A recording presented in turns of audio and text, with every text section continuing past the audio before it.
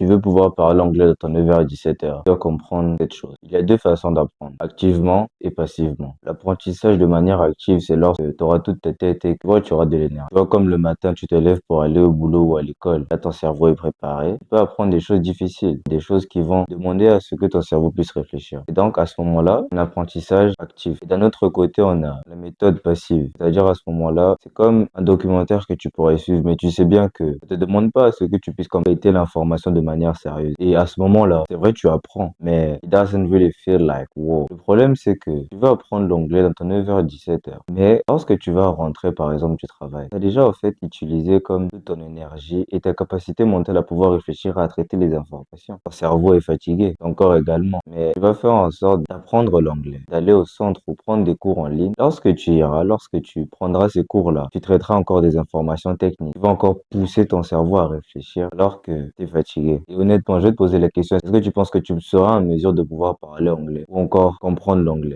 Tu dois comprendre que à ce moment-là, ton cerveau est plus voué à apprendre passivement. Ce que tu es en train de faire activement, parce que tu vas apprendre des règles grammaticales, alors que tu es fatigué, tu reviens du boulot. Tu es en train d'apprendre de manière active, alors que là, ton cerveau ne peut que accumuler ou comprendre des choses de manière passive. Et la manière passive en soi, c'est you don't have to feel it like wow. Et c'est la raison pour laquelle en soi, tu n'arrives pas vraiment à pouvoir comprendre et parler anglais. Ce que tu fais, c'est que tu mélanges les choses. Tu apprends des choses techniques alors que ton corps, ton cerveau a juste assez d'énergie pour apprendre passivement. Il faut comprendre une chose. Si tu veux vraiment optimiser pour pouvoir parler, comprendre l'anglais, ça ne pourra pas se faire en fait si tu mélanges tout comme ça. Si tu accumules et c'est comme si tu te forçais en fait à... Je n'ai jamais connu quelqu'un et ça n'a jamais été le cas pour moi. Lorsqu'on me forçait à apprendre quelque chose, lorsqu'on me forçait à faire quelque chose, je faisais même exprès de ne pas faire la chose. Si par exemple tu forçais ton enfant à manger quelque chose, un aliment, peu importe, et que tu étais là toujours à le menacer, et que tu le forçais, tu le tapes en fait pour qu'il puisse manger. Ou d'un autre côté, tu lui montres les bienfaits de l'aliment, etc. Tu vois, tu l'excites un peu. Tu seras plus voué à manger en fait. Mais le problème, c'est que toi, tu veux faire en sorte de faire entrer des informations dans ta tête, forçant ton cerveau au final. Alors que tu es plus voué à te relaxer, à te détendre. Parce que ton cerveau est fatigué après une longue journée au travail. C'est la raison pour laquelle tu n'arrives pas à vraiment parler ou comprendre l'anglais. Tu dois être en mesure de comprendre ces choses-là. Tu peux apprendre activement, tu peux apprendre passivement. Activement, c'est lorsque ton cerveau est prêt à comprendre et à recevoir des informations techniques. Et la manière passive, c'est lorsque tu auras moins d'énergie, que ton cerveau aura déjà au cours de la journée accumulé plusieurs informations. Maintenant, j'aimerais te proposer des choses que tu pourrais faire. Ton apprentissage actif, dans ton apprentissage passif, dans ton 9h 17h. Le but de mes vidéos, c'est de t'aider à pouvoir parler anglais entre ton 9h 17h. Et en passant, j'ai mon programme totalement dédié à ce type de personnes-là. Et le lien est juste en description. Alors, ton apprentissage actif, c'est le moment où ton cerveau n'a pas encore accumulé plusieurs informations techniques et la concentration nécessaire pour pouvoir encore recevoir des informations. Ça peut être apprendre la grammaire, la conjugaison, phrasal verb, comme les exercices qu'on faisait à l'école. La manière dont tu vas le faire, c'est t'es concentré, t'as de l'énergie, tu sais que ouais, là, je suis prêt. Mais attention, j'aimerais rappeler une chose, c'est que faut pas commencer à être lazy. C'est-à-dire que, oh, en vrai, là, c'est vrai, je suis pas allé au boulot, je suis pas allé à l'école, mais en vrai, je suis fatigué. En soi, si tu te mens à toi-même, ça va juste, en fait, te retourner contre toi-même. Et à la fin, il faudra pas être là comme, ah, mais j'arrive toujours pas à parler anglais alors qu'en soi, te mens à toi-même. C'est toi qui es juste lazy en soi. Il y a autre chose aussi que je propose dans mon programme, justement, c'est passer un test de TOEFL. Voilà, en gros, ils appellent ça TOEFL Simple. C'est un test, en gros, qu'on demande à l'étranger pour pouvoir te permettre de travailler, étudier. Sur Internet, on te propose de passer ce test-là gratuitement. Et moi, avant de pouvoir faire mon TOEFL, en gros, je me suis juste préparé en passant ce test-là, encore et encore et encore. Et c'est totalement gratuit. Ce sont des choses que tu pourrais faire parce que tu apprendras de manière active. Le meilleur moyen pour d'incorporer ça dans ta routine, alors que tu travailles ou vas à l'école entre 9h et 17h, tu sais, les choses ne viendront jamais à toi. Fais en sorte que les choses aillent comme toi tu le veux. Ça passe par le fait de faire des efforts. Et donc, l'effort que je pourrais te recommander, si l'anglais est vraiment important pour toi, si tu vraiment veux apprendre l'anglais, concentre-toi pendant un mois, fais des efforts, réveille-toi le matin. C'est vrai, tu vas à l'école à 9h, tu vas au boulot à 9h, réveille-toi à 6h, prends 1 heure, 2 heures, la grammaire, la conjugaison, des tests de TOEFL, etc. Parce que là, en fait, le matin, ton cerveau est encore frais et ce sera bien plus facile pour toi et tu verras que tu comprendras bien plus, tu vas bien plus gagner en cet apprentissage actif que si tu le passais comme le soir alors que tu es fatigué. Donc, ce que je recommande, c'est un mois, tu te concentres et tu fais ce genre de choses. Et lorsque tu auras les résultats, lorsque tu pourras parler, comprendre l'anglais, à ce moment-là, tu pourras comme un peu comme baisser le niveau. Tu auras déjà des résultats et tu sauras déjà que, ok, j'ai fait ça et ça m'a donné tel résultat. Ce sera à toi de jauger, de pouvoir, ok, si je veux faire en sorte d'encore augmenter mon niveau d'anglais, je sais déjà ce qu'il faut faire. La clé, en gros, c'est ce que je dis dans mon programme, fais en sorte de voir déjà des résultats flagrants, d'être fier de toi. Et je te demande juste un mois. Parce qu'avec tout ce que je propose dans mon programme et toutes les méthodes dont j'ai mises en place pour pouvoir te faire parler, comprendre l'anglais, dans ton 9h-17h, en un mois, tu auras déjà des résultats. J'ai commencé à parler anglais couramment, à bien plus comprendre l'anglais lorsque j'ai arrêté d'aller au centre et que j'ai incorporé toutes ces méthodes-là dont je te parle dans mes vidéos. Le fait de m'exposer plus à l'anglais, de l'incorporer dans mes routines et ça m'a permis de pouvoir communiquer avec mon cousin qui était en anglais. Alors faire en sorte de juste faire des efforts. Un mois, tu vois des résultats. Et après, tout ne dépendra que de toi. Il faut comprendre une chose. Moins tu vas t'exposer à l'anglais, moins tu vas faire ces choses-là. Et moins ton niveau va augmenter. Tu perdras même si tu n'as pas vraiment formé cette base-là. Mais en un mois, je te garantis que tu pourras la former. Au moins 3 fois dans la semaine. Je veux dire entre lundi et vendredi. Le jour où tu vas à l'école et au boulot. Tu te réveilles au moins 3 fois le matin avant d'aller au boulot lorsque ton cerveau est frais. Et tu fais des exercices de grammaire. Tu fais des exercices de conjugaison. Des simple tests de TOEFL. Il y a aussi une application qu'on appelle Timesler. En gros, elle n'est pas gratuite, mais elle te propose comme une leçon gratuite. Je l'ai testé et je recommande vivement. Et tu fais ça au fait tôt le matin et pendant les week-ends, tu le fais 2 fois la journée. Le samedi, tu vas le faire le matin lorsque ton cerveau est frais et au milieu de la journée ou à la fin de la journée, lorsque tu auras un peu plus d'énergie, fais-le activement. Si tu sais pas où tu es encore perdu par rapport à ce que tu vas faire, je l'explique bien plus en détail dans mon programme et veux apprendre l'anglais, veux parler l'anglais dans ton 9h-17h. Et en gros, la clé, c'est de faire ces exercices-là. Plus tu vas les faire, plus tu vas les passer, plus tu vas en fait exposer ta personne à l'anglais, plus tu auras des résultats. Tout le temps que tu as pu passer au centre ou tout ce qu'on a pu t'apprendre même à l'école n'a jamais marché avec toi. C'est pas l'anglais qui va te permettre de parler. On t'apprend seulement les règles grammaticales. Je vais te poser une question aujourd'hui. Est-ce que tu connais toutes les règles grammaticales qu'il y a en français? Est-ce que tu fais pas des erreurs? Tu fais pas des fautes de liaison, de conjugaison ou peu importe. Ça t'arrive. Pourquoi en fait tu vas baser en fait tout ton apprentissage dans une langue que tu ne connais pas alors que ton but c'est de pouvoir parler et comprendre? Tu vas passer tout ton temps en fait à apprendre ces règles. Je ne dis pas que c'est pas important. Tu détournes en fait ton attention en fait de ce qu'il y a le plus important. Parler, comprendre l'anglais. Ça ne passe pas par les règles grammaticales, la conjugaison et tout ce qu'on peut t'apprendre au centre ou dans tes cours en ligne. Tout ce que j'apprends pour les gens qui veulent apprendre à parler anglais dans leur 9h-17h. Alors si tu es intéressé, honnêtement, moi je te recommande vivement de prendre mon programme. Deuxième manière d'apprendre, c'est de manière passive. La manière passive, en gros, comme je t'ai dit, c'est lorsque ton cerveau aura déjà accumulé plusieurs informations assez techniques dans la journée et tu peux avoir comme habitude de suivre une certaine série en mangeant ou lorsque tu rentres. Tu auras pour habitude comme de suivre les news, de lire des livres parce que ça t'intéresse, parce que c'est déjà dans ton quotidien. Tu suis une série, change la langue et mets-la en anglais. Mets les sous-titres que tu mettras, ça doit être en anglais parce que si tu mets les sous-titres en français, ça va totalement bousiller. Continue à apprendre et comprendre l'anglais, c'est parce que tu connais déjà le contexte de la série en soi et c'est bien plus facile pour toi de comprendre.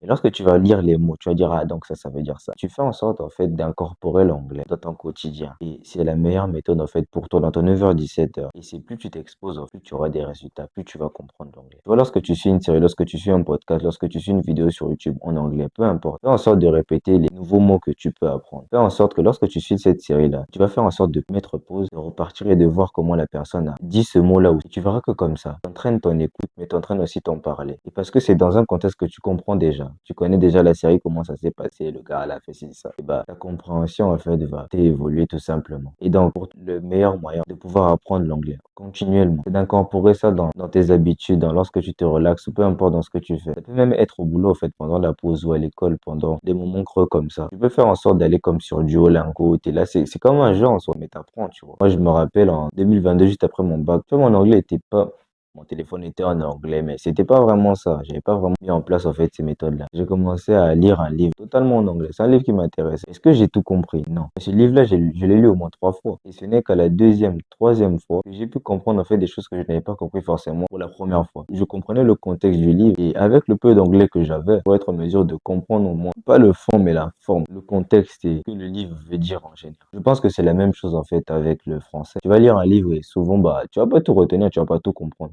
Et ce n'est que lorsque tu vas lire encore une seconde fois que tu vas comprendre les choses. Et donc, tu peux faire en sorte de lire un livre, tu peux faire en sorte de lire des histoires en ligne ou lire des posts, en fait, des gens sur Medium. Je me rappelle à l'époque, bah, j'écrivais des posts sur Medium. Et Medium, en gros, c'est une plateforme où on partage des posts comme ça sur la vie ou peu importe. Bref, non seulement j'écrivais, mais je lisais aussi des posts. Et ça fait que, tu vois, j'entraînais mon écrit, je lisais et je lisais à tout va. Ce mot-là, ça veut dire quoi? Je vais faire des recherches. Puis en fait, j'ai incorporé l'anglais dans mes routines de manière passive. Et j'étais pas tout le temps là, en fait, à apprendre la grammaire, etc. Mais ça m'a entraîné, en fait, et ça m'a permis, en fait, de pouvoir bien plus comprendre l'anglais et aussi parler. Et donc, voilà tout ce que je voulais t'enseigner à travers cette vidéo. Il y a deux méthodes d'apprentissage. Méthode active qui va se baser sur le fait de faire des choses techniques et lorsque ton cerveau sera plus, en fait, voué à pouvoir accumuler et comprendre des informations. comme la grammaire, la conjugaison ou faire des exercices. Et la deuxième méthode, c'est la méthode passive d'apprentissage. Lorsque tes habitudes comme ça, tu vas incorporer l'anglais, fais en sorte que ça ne puisse pas se ressentir comme un travail, mais plus en fait comme quelque chose que, voilà, tu fais normalement, que tu aimes. Tu vas pas forcément comprendre, mais c'est dans un contexte, parce que cette série-là, tu sais déjà quel est le contexte de la série, quelle est la situation. Ce sera bien plus facile pour toi de pouvoir comprendre les choses après. Donc, à 9h, 17h, le meilleur moyen pour toi d'apprendre l'anglais, c'est se concentrer sur la manière passive. Et je t'en parle bien plus en détail dans mon programme. Le lien est juste en description. À la prochaine. Mouah.